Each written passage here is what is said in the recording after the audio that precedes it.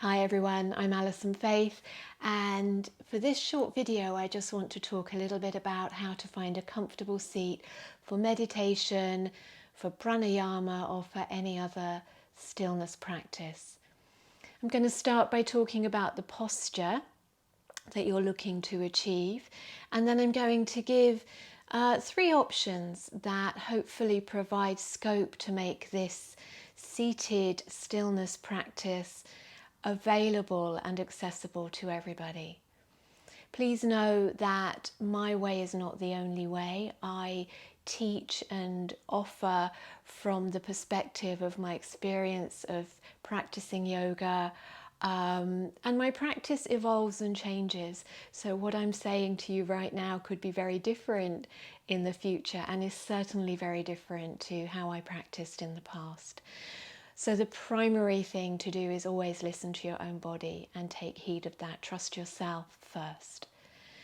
Now, the purpose from a physical perspective of sitting is to allow your spine to rise straight and tall and free from your pelvis, to allow your chest to lift and your lungs to be able to expand and contract fully for breathing.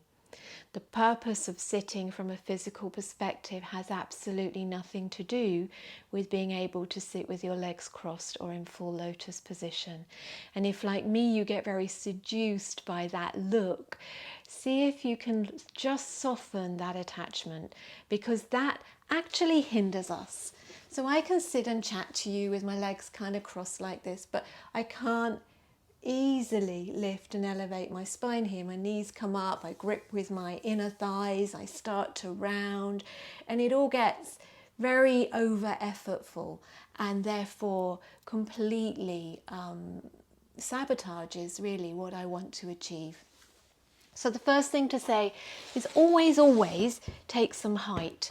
In my experience, even if you don't think you need height, if you're going to be seated for a while, take height in any of the variations that I'm going to show.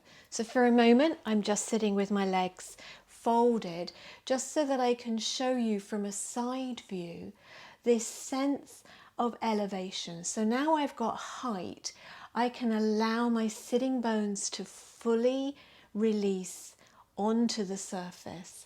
And pressing down, I can lift and lengthen my side waists, lift my chest a little bit, roll my shoulders back, my chin is parallel to the ground. It feels as if there's a piece of string coming out of the crown of my head that's being gently pulled up towards infinity at the same time as my tailbone is descending down to the center of the earth. So there is a sensation of energetic traction. Your navel is drawing slightly back towards your spine just to prevent this sense of overarching. So that's drawing slightly back. There is a sense of engagement, therefore, of your core muscles to support your torso, but it's engagement rather than gripping. So that's what you're looking for in any of these variations. So I'll turn to face you again. So the most traditional way is seated with the legs crossed. For many of us, that's a challenge. There are a variety of different versions of legs crossed. The one I find most accessible is bringing the heels in towards my groin. This way my knees release, with a bit of height, my knees release happily onto the ground and I'm able to lift from here. Another variation is Sukhasana, where you cross at the shins. You can see I'm not bringing my feet into my groin, but you allow the shin bones to be parallel to the edge of your mat and the hands rest onto the thighs and you lift from there. Now for me this one is not as accessible. For me this one is a little tighter. So to offer a little bit of support as well as height, you might find it beneficial to grab a couple of blocks, or you can use, actually honestly toilet rolls work quite well, and just place those somewhere supportive underneath the upper thighs so that the thighs can start to release and you don't feel a sense of needing to activate the inner thigh to hold your legs up so you can still rise straight and tall here. Another option, if you have a little bit more openness but are still looking for a little bit of support there, is to take a blanket and roll up the blanket and just bring it around your legs, and that also provides a little bit of support. Then it stops me needing to feel like my legs are just wafting around in space, and therefore over time my inner thighs need to grip to support that.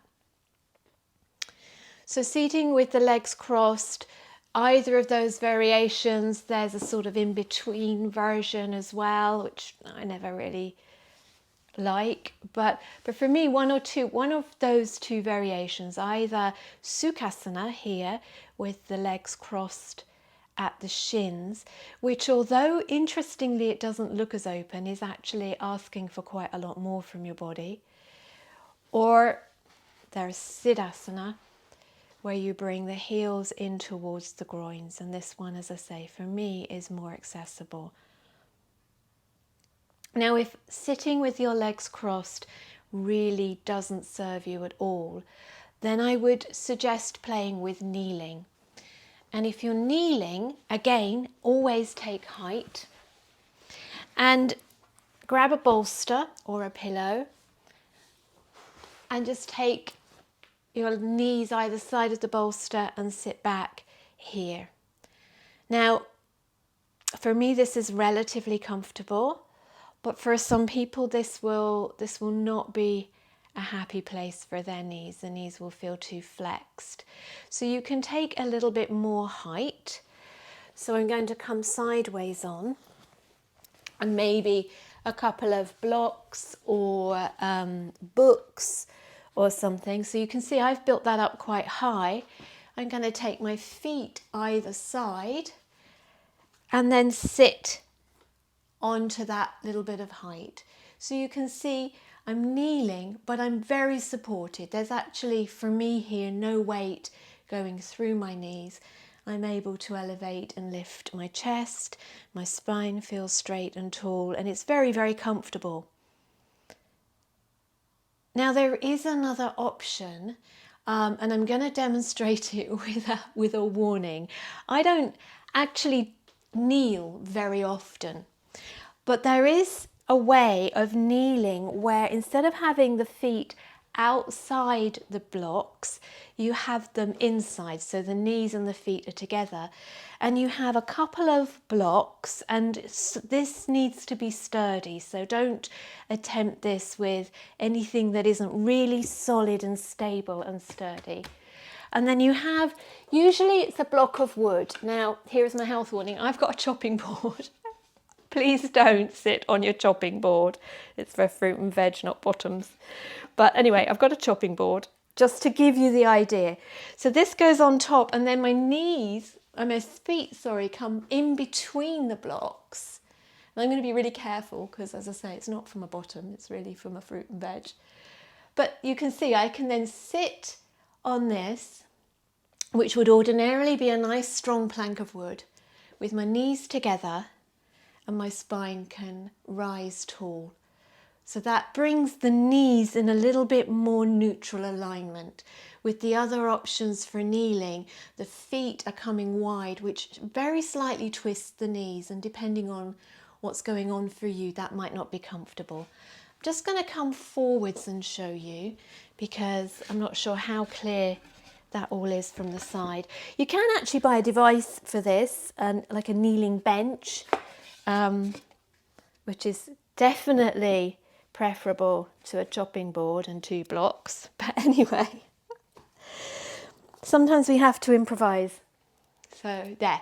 So you see, like, same. I've got my feet in between the bricks, And I'm very supported and very comfortable here. In fact, maybe the chopping board has been repurposed, but this is a very comfortable place. So that's option number 2. And finally, option number 3, I'm going to grab a chair. So bear with me just one second. Here's my yoga chair. It doesn't need to be a yoga chair, but it needs to be an upright chair. So I'm going to sit onto the chair, taking my backside well back into the chair.